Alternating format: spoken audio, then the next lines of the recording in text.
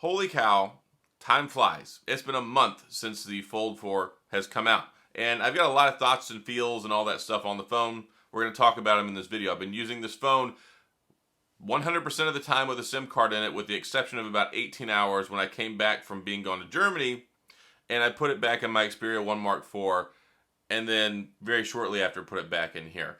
There's been an allure with this phone that I haven't had with previous ones, and I think a lot of it has to do with a lot of the traveling that I did and doing a lot of work on the go, and especially making my thumbnails, being away from home. The added flexibility of what I can do with making my thumbnails, uploading them, using that stuff for my content creation for YouTube and other platforms has been very instrumental for this. I still don't think that the Fold is a phone for everyday people. It's still kind of a niche and a tech and enthusiast productivity tool. It's very cool. It's very expensive. $1,799. We didn't really get the price drop I had hoped that we would get this year, but in a year where the cost of everything has gone up, staying the same price is almost like a price reduction. Go with me on that. Not trying to make excuses for them, just saying. I was just taken aback today when I went to the grocery store and it cost me $4.50 for an 18 pack of eggs that a year ago cost me like $1.80. So the price of things has gone up a lot. The price did not go up on this, so I will at least give them kudos for that.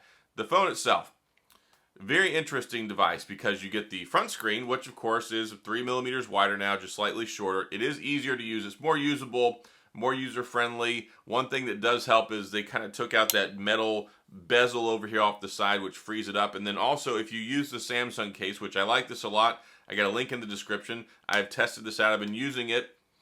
I like it quite a bit. I think it's a very functional and very good case to go along with this phone. So this is a Samsung stand case with the S Pen, and it's nice because it's color-coded this year. And I really like the color on here, especially with the gray-green, and which is the Fold 4 that I have. So the screen on the outside, it is nice. It is better. I still would like it to be just slightly wider, but we're getting there. Maybe next year they'll give us another 3 millimeters. Who knows? The camera on the front, it's okay. I really wish that they would upgrade it and give us the same selfie camera that's in the S22 Ultra, which is fantastic. Probably the best selfie camera on the market. That's a lot of the argument I make with this phone. When we're talking $17.99, you shouldn't have to settle. You should have the absolute best. Just like having the 108 megapixel camera the S22 Ultra does, I wish it was in this phone. However, the 50 megapixel camera in here is no slouch at all, and I did a full review on the cameras and extensively. Tons and tons and tons and tons of pictures. You can find that link right here, or maybe it's here. I don't know, wherever it pops up. You can click on that and go and watch that and see all the photos I took. It was very impressive. I think probably if I had to define my experience with this phone in one word, it would be impressed. I've been more impressed than I thought I would be. The battery life did come up some, which is nice because it has the Snapdragon 8 Plus Generation 1, 2 generations newer than the 888 that was in the Fold 3 just last year. And that's helped out a lot. They dodged a bullet putting the 8 Generation 1 and going to the 8 Plus Generation 1. That definitely helped out. So, enhanced camera experience, better battery experience, more power. Android 12L has been a treat. It has been a real treat. It's great for multitasking, great for productivity. There are meaningful changes in here that you get to use. I'm just going to show you my favorite one. I'm going to go ahead and pull up, let's say I'll pull up YouTube. So I'll pull up YouTube, and then down here on the bottom you've got this little toolbar now, so I can go straight over to Twitter. You can pop Twitter up. You can go straight over here to Internet Explorer or Chrome, whatever you want to use. So there's a lot of different stuff that you can change back and forth easily. It's just the snap of a finger. And then whenever you're using it, it's also nice because if you want to do dual screen, you just drag the icon and you can drag it to wherever you want the position on the screen, and it's actually really, really nice. It's much easier and more thoughtful for multitasking. So you get that going for you. Multitasking is better. And then you get the sidebar over here. You can have other stuff. You can have combinations with 2 apps. You tap on it, opens at the same time. It's faster. The processes work better. The multitasking is very, very seamless. So that was really one of the things they needed to change next level with this device, really to push it into functionality. It was cool to have the big screen, but what good is a big screen if you can't use it to your advantage for more than just watching videos, right? So, or playing games. And they've done that. They've done a good job there. There's been some thoughtful improvements here. And thoughtful and impressed the two keywords I would say when it comes to this device. And I think you'll probably like it if you pick it up. It's definitely the most refined, the most polished. Still, for me, I would stick with the Fold 3. If you have a Fold 3, I don't really think there's enough here to go from the Fold 3 to the Fold 4. Wait for the Fold 5 next year. But if you have a Fold 2, and if you don't really care about the stylus, hang on to the Fold 2, because it's still a very good phone too. Now, the original Fold definitely would want to upgrade to this. The Fold 2, I would consider it probably. The Fold 3, I would still hold off on it. And if you want to get a cheaper one and save some money, there have been a lot of great deals, especially like on Amazon with the Renewed. They had them going for like 800 something bucks for the Fold 3. I loved my Fold 3. If I were not a reviewer, I would not have picked this phone up. I would have stuck with my Fold 3. But since I buy the latest and greatest and review all of them, that's why I'm here with this expensive phone. And I think it's a good phone. I think it's probably the best foldable out on the market right now. There are some cool other phones like the Huawei Mate XS2, the Honor, the V. And then there's a couple other honorable mentions like with Xiaomi. And I think that we're kind of heading in the direction to where we're maybe finally going to get one next year. I hope we're going to get the Google, whatever they're calling it. I can't remember, the Pixel Book, the Pixel something. And that would be nice. The Notepad, I think maybe is what it was. I forget what they were calling it, but it would be really nice to have some competition here and some other options in the US. Until that day and time, you're probably not going to see a lot more big changes at all with this phone. You're just going to keep seeing incremental upgrades, which is exactly what we get with the S22, the S21, the S20. Long gone are the days of big changes and year-over-year upgrades. That's just plainly it. There's not really any reason for most people to get a year-over-year upgrade, especially when it comes to a $1,799 phone. However, it's a very good phone. I like it. The battery life has been a treat. It's actually something that gets me through the day now. At times, I've gotten 6 to 7 hours of screen on time. I will say that those battery claims need to have an asterisk next to them, because when you're still doing heavy multitasking, if you're doing like superpower games, like powerful games that require a lot of resources, or if you're using the camera.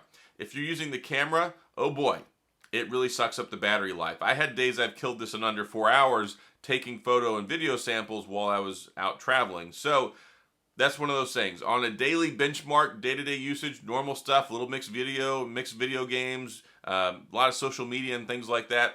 Yeah, 5 to 6 hours I think is pretty realistic for screen on time. 120 hertz refresh rate screen is a treat. The best screen that they've had so far. The notch, I don't think it really is less noticeable. It's one of those things where they're like, okay, they shaved down the notch a little bit. It's less intrusive and it's not as visible, I guess. Maybe that's some language that was used. I can't remember.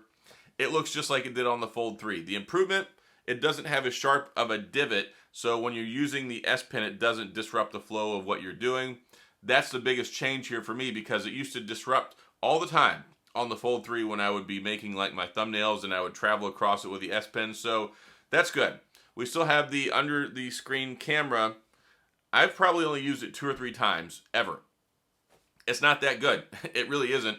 And so if I'm going to use this, I'm using the front one. This is not really for taking pictures or video. It's more for like using Google Duo, using Zoom, things like that, where it doesn't really matter if you look the most pristine, but they have it where it's hidden under the screen, which is a big change from having something like the dynamic island on the iPhone 14 Pro, which, I mean, look at that. It's always up there on the top. It's a very, very big black spot on your screen. So I can see why they wanted to go this route. But yeah, like I said, there have been improvements. The battery life is better. The performance is better. The multitasking is better. The cameras are better.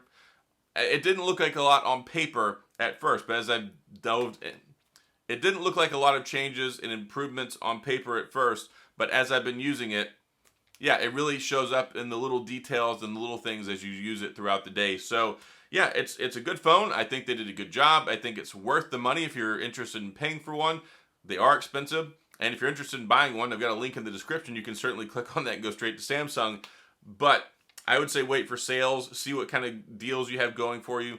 They change all the time. There were so many good deals with the Fold 3. There were some great deals with this just a week or 2 ago. I actually recorded a video talking about the amazing sale they had, and then the sale ended the day I went to publish it. So y'all didn't get to see that video or the work that I put into it.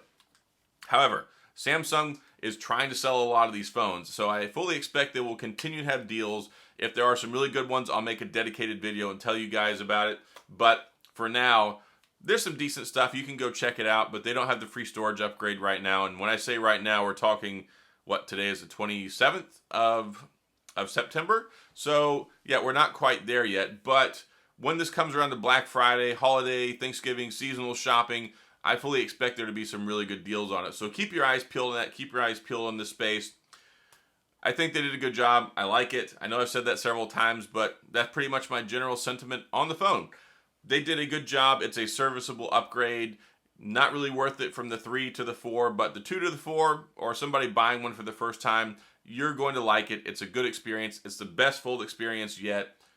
I think the best is yet to come. You still get the 5 years of support, 4 years of operating system updates, 5 years of security patches. This thing is going to be covered and work for quite a while. So that's all I've got.